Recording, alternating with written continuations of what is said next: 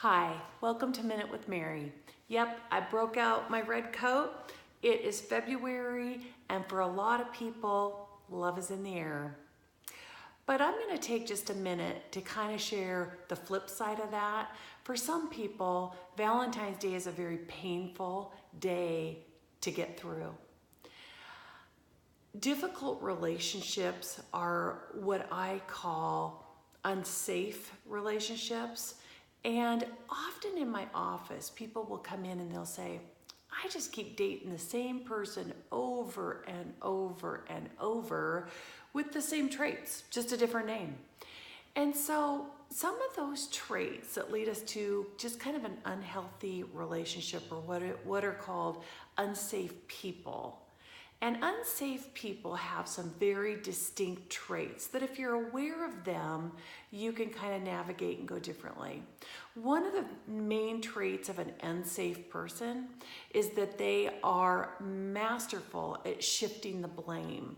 They are what I call a blame shifter. So it's like no matter what you bring up, no matter what you bring to the table, they will shift it to be about you or your fault. And so they have learned to do that, and I call that's their A game. They will always play the blame game with you. So if you find yourself in that, you're probably with an unsafe person.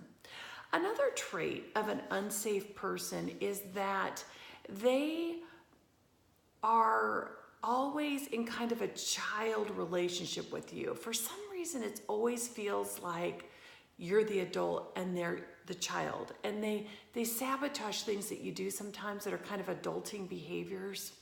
And so when you're in that dynamic, that is what I would call an unsafe person. So one of the biggest things to know is that you can't change something. You can't change something that you're doing unless you're aware of it.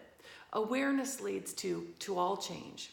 So I want to zero in there, and I want you to go to my blog because I point out what are safe traits. What do you do when you're living with an unsafe person in that relationship? Because, it's important to remember that God wants us to live abundant life.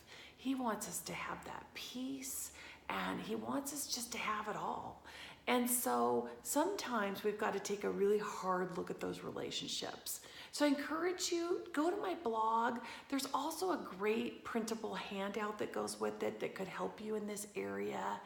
And just make this your time to redirect or to step out or establish boundaries so that you can be truly happy and truly peaceful.